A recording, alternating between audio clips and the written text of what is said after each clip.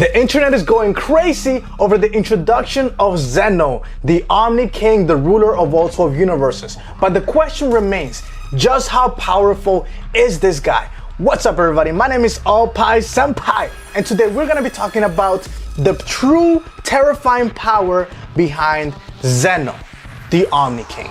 Now, in order for you to truly comprehend the power of the Omni King, you have to understand where Akira Toriyama is drawing his inspiration from, and that is from the DC and the Marvel multiverse. So in the Marvel multiverse, the most powerful being in existence is the one above all. He is basically the equivalent of God. Just how powerful is the one above all? Well, the one above all is omnipotent, omnipresent, omniscient, and omniversal, which means that this guy pretty much, he can be anywhere at any time. There's only one version of him. He's the most powerful being. He can create anything. He has unlimited power and supply of power.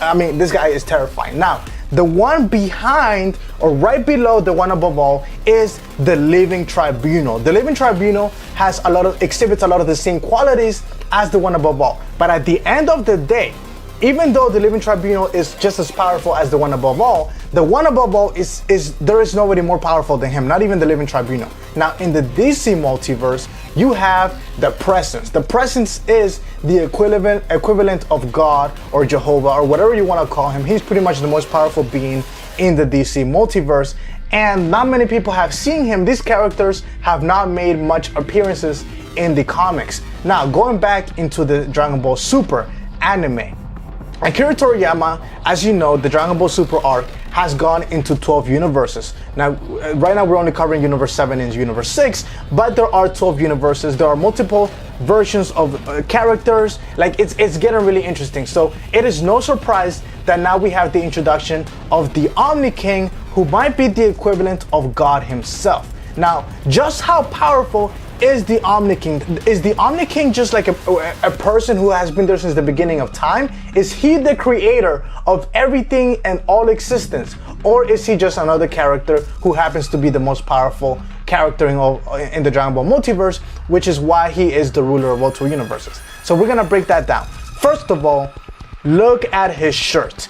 His shirt, it says Omni. Now there's the kanji for Omni. It's upside down also, so it's a mirror of the same word. Now Omni, this word means everything. So this guy is the ruler of everything. He is not just the most powerful being, he is the ruler of everything in existence. All 12 universes, every character, there is nobody more powerful than him. Now, look at his attendance. I want you to focus on his attendance for a second, because there is not much known about them, but what we do know, or what we can speculate, is that his attendants are just as powerful as the Omni King himself. Now, they are not Zenos, all right? There's only one Zeno, that is the Zeno himself, the Omni King, but these guys, as his attendants, are just as powerful as him, but again, Zeno is the most powerful of them all. Now, what I want you to pay attention to is the clothes that these guys are wearing. It is very balanced, just like yin and yang. These guys are literally twins. They're literally opposites of each other, and their clothes is perfectly symmetrical. Even Zeno himself, his face, his eyes, everything about him is in equal balance. Yin and yang, perfectly symmetrical. So now, what is the relationship between Vados and Whis to the Omni King? That's where it gets interesting, because here is my speculation. Now, we already know that Vados is more powerful than Champa, and that Whis is more powerful than Beerus. Now, if you pay close attention to the way these two characters dress, they dress very, very similar to the Omni King himself and to the attendants of the Omni King, except there are different levels, which is why the color is different. But in terms of the style, it's very, very similar. It's equal, it's perfect balance. So that in itself is very important. Second of all, these characters have powers beyond the gods of destruction. So for example, a Wiz can rewind time. All right, that's pretty much at the level of gods. There is no other character that can rewind time. Now I know Hit can freeze time, but he cannot rewind time. So that is, you cannot just gain that from training. That has to be given to you by the one above all, which in this case is the Omni King Zenos. So my speculation is that Zeno has appointed Wiz and Vados to oversee the Universe 6 and Universe 7. So here's how it breaks down, because it's all a hierarchy. So at the very top you have Zeno, then below him you have the 2 bodyguards that always go by him, and those are his attendants.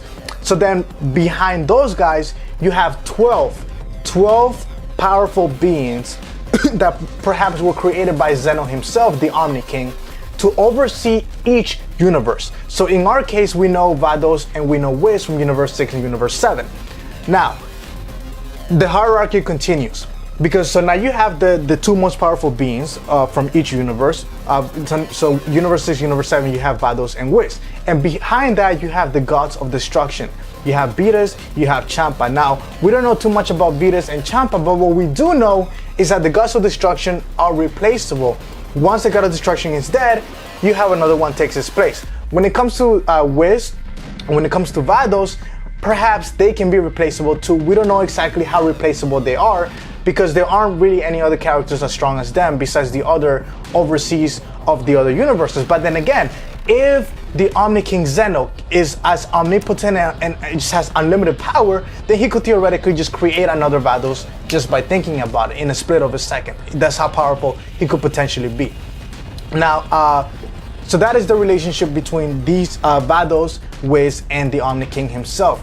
Vados and Wiz, they are not good guys and they're not bad guys. So when it comes to Champa and when it comes to Beerus, they're not bad guys either, and they're not good guys either. They are gods. They're at the level of gods. They can care less. I mean, they are the gods of destruction.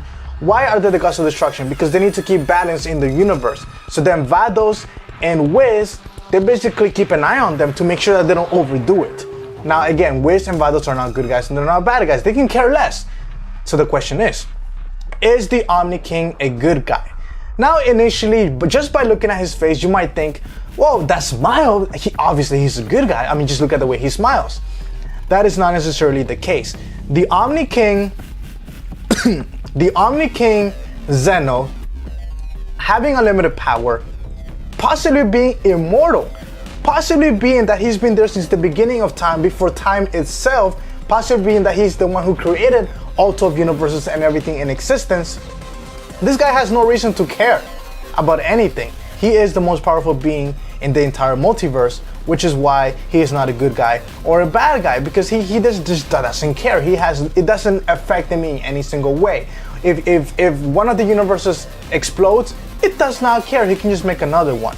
But at the same time, he needs to have some sort of balance, which is why he has Vados and Wiz overlooking Universe 6 and Universe 7. The question is though, why is he here? Why now? Why does it matter? Why is it important? Here's the reason, which is again speculation. So obviously, being the Omni King, more powerful than anybody else, he has no reason to care. At the same time, he doesn't want the universe to fall apart. So being that he's not gonna do anything about it, he's probably coming here to warn our characters of a great evil that's going to disrupt the balance of the universe. And he's probably gonna tell them, you guys need to train because there is something, maybe a white-haired warrior coming that is gonna go crazy.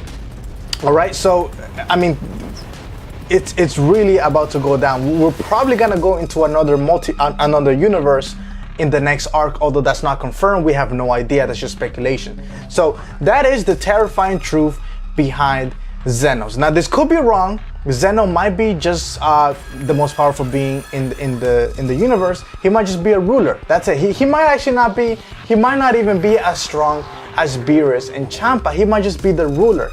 But that wouldn't make much sense. Again, my speculation is that he is at the same level as the one above all from the Marvel multiverse and as the presence from the DC multiverse. But what I want to know is what your thoughts are. After watching episode 40, do you believe that the Omni King is the most powerful person? Do you believe that he is the ultimate, there is nobody above him, that he created the universe, that he is pretty much the equivalent of God? Or do you think that he is just another character? What are your thoughts on him? What are your thoughts on the character design? I'm really curious to find out your thoughts, and I'm definitely going to be responding to the comments. Now guys, if you enjoyed this video, and you feel like being awesome, make sure you smash that like button and make sure you subscribe for more videos. Let me know in the comments below what is the next bonus video that you want me to do on Dragon Ball Super, and I'll make it happen.